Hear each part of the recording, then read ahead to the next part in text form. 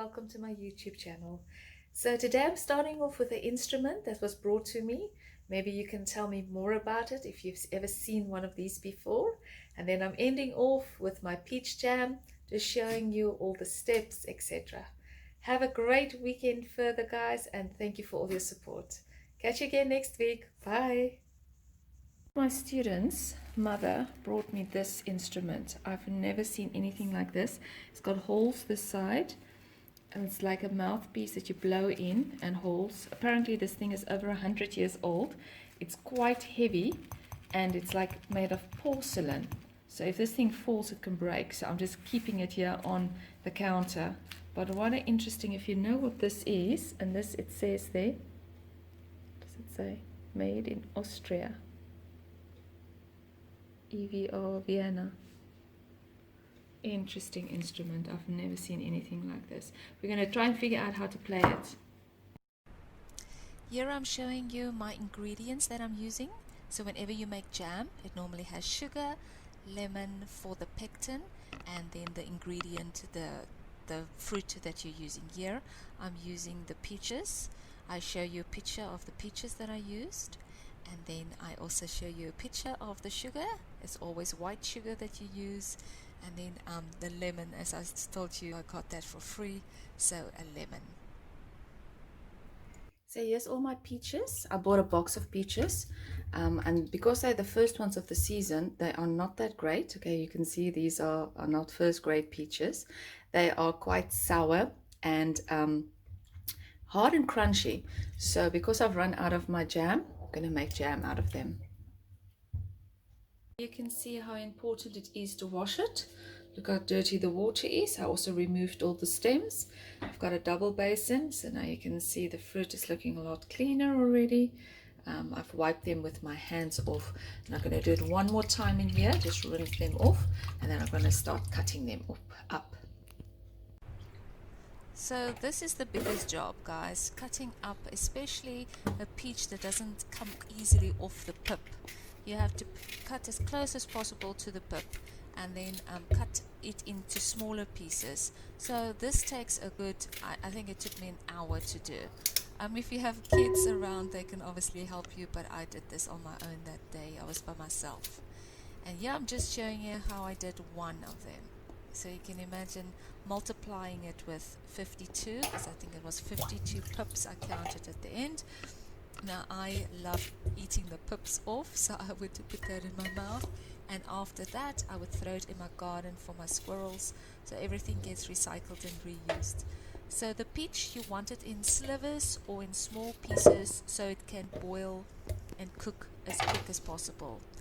And here I've got it all in a pot, in a container first, so I could weigh it, and then I put it on the pot with the sugar and the lemon in, and I realized my pot was too small. So yeah, I had to borrow a bigger pot because this is about nearly 4 kilograms, let's say 3.5 kilograms of peaches. I've put the lemon in and all my white sugar that I have. Okay, so the ratio for the sugar, I'll write it down to make it easier. Now I'm going to put the gas on and cook the jam. Now you know why I'm using such a big pot, because look how it comes up. You're boiling it so much that the foam and the boilingness comes right up to the top. So I have to keep watching it, and you can scoop the foam off. A lot of people do. I normally wait a bit and see if it gets worse before I do. Alright, I've just switched off my pan. So this is my peach jam. It looks absolutely delicious. It smells very good. And over here I have put my bottles that I'm using in a pot, and I've been cooking them 4 at a time. And then when I take them out with the tongs, I put them upside down, and now the hot jam will go into the hot. I normally just wait till most of the water is gone down into the hot sterilized pot. So I've just been doing it like this, and it's worked well for me, sterilizing the glass jars I'm using. Here is my finished product. Look how many pots. 1, 2, 3, 4, 5, 6, 7, 8, 9 pots. And then 2 smaller ones that I used. This pot's lid was a bit rusty, so I put a cling wrap there just between the rust and the thing. But I've got delicious. Okay, here you can see I didn't fill up, is it which one? This pot. There's a little bit of an air bubble there. You try to not have that, so I'll use that pot first. The rest, you make them overflowing and then you tighten it. You just keep this like here for a few minutes, which I already have, and then you turn them upside down. Right way up. And I'm going to do the sums to show you how cheap it works out for these pots of jam. And now I've got a batch that should last at least half a year, but I give away so many, and I have a lot of guests which love my jam, so it gets eaten quite quickly. Right.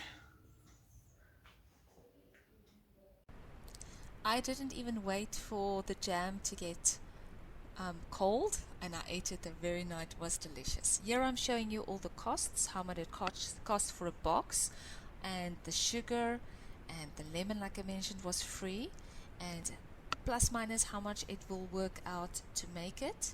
And yes, you can see in my next clip over here, the total cost is 50 Rand plus 35 Rand, which is 85 Rand. I did not include my gas and my electricity, but here it is, worth it.